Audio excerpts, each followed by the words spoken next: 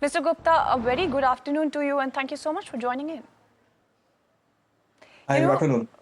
it's very interesting that every single day we have record highs coming in when it comes to gold and silver. This week, in fact, has managed to be remarkably strong. Of course, you do have that safe haven push coming in, lots of uncertainty when it comes to the entire US and Europe situation. Is this perhaps the key trigger here?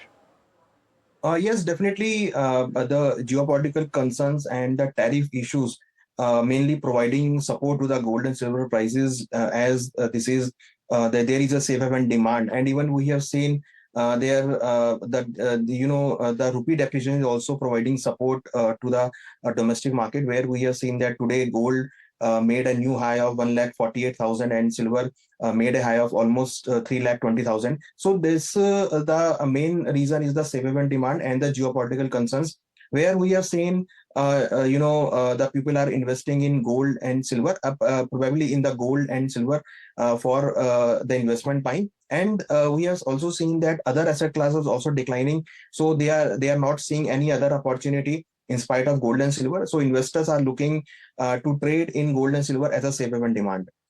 Right, and so of course, safe haven demand is a picture that we're seeing play out when it comes to the entire world of commodities, gold and silver in particular right now.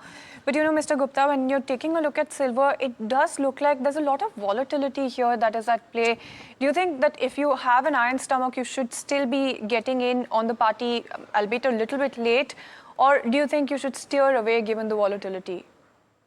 See, as far as concern about the volatility in silver, it's increased very high. If you check that, there is a premium of rupees almost 25,000 between spot and futures market, which showing that the volatility is there. And the small investors, small traders are not participating in this market due to the high margins and the high volatility. So even we are also advising to the small traders that they will not do trade in the silver market because it's a high volatility. And as far as concern about the small contracts and mini contracts, they are also margin has been increased, so this will also impact the small traders who are not able to trade. And even we have also noticed that due to the increase in the price, the margin is also increased. So that will also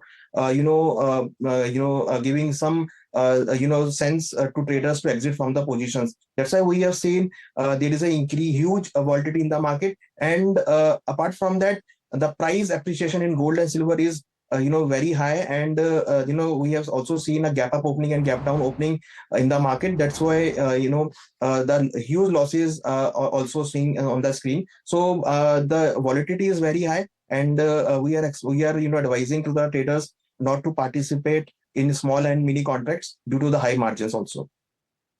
Really interesting is that you do have a bunch of brokerages that are actually quite bullish, at least in the near term. Is that the sense that you also perhaps have? What is your outlook as well when it comes to gold and silver, and where do you see prices also headed?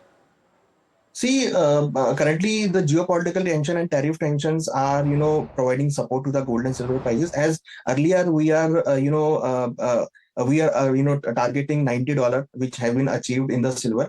Right now, we are targeting $100, and we are expecting it may test very soon, because currently it's trading around $94 per ounce.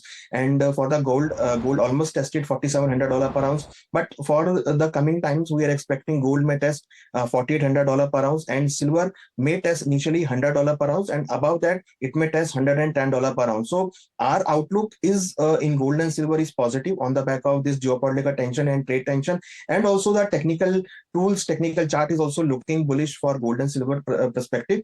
And apart from that, rupee is also looking in a depreciation mode. Currently it is trading around 91. That is also providing support to the domestic market. So our view for gold and silver is positive, and we are expecting it may rise further from here.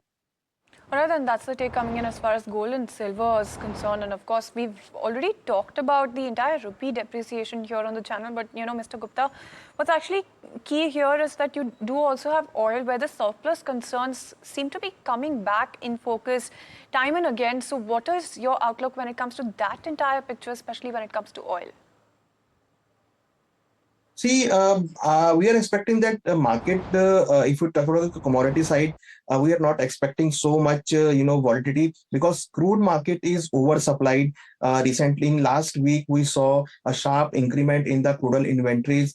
In US, they pumped, pumped a huge crude oil. So crude oil inventory is huge, and we are not expecting so much rise in crude oil prices. Currently, it is trading around 60 to $62 per barrel in WTI. So as the market is oversupplied and global demand is very low, so we are not expecting so much appreciation in the crude oil prices. However, the geopolitical concerns may lift some prices of the crude oil, but not expecting so much. So we are not very optimistic for the crude, and expecting crude price may further correct towards $55 per barrel. All right, and so that's the take coming in there as well. But before we move on, I quickly wanted to try and get a sense of which commodity you're more bullish on between gold and silver. If you're asked to pick one, in terms of the one where you do have all of the fundamentals in place, which one would you pick out of the two? See, both are on a bullish mode, but yes, we are more aggressive on silver. So if somebody wants to invest in gold and silver, so we are recommending that they can start investing 60% in silver and 40% in gold, because in silver, industrial demand is there, and also safe haven demand is there. So silver work as a both safe haven demand player and the industrial metal player. So we are very optimistic for the silver. So one can start investing in silver, or you can say a silver ETF also. All right, then, and Mr. Gupta, before I let you go, if you were to hazard a guess when it comes to the entire robust ETF inflow story also remaining resilient, what would you say would happen from here on? Because, you've seen a lot of buying coming in when it comes to the year 2025. This year as well, we've seen quite some strength actually be there when it comes to gold and silver. So given all of that, in terms of the factors, what are you looking at in terms of the robust ETF inflows? Yes, see, this is a product where investor can start investing in gold and silver, and we have seen in last 6 months we saw a good inflow in gold and silver prices, basically from the ETF side, because ETF are providing very low cost product where a small investor can start investing in gold and silver ETF.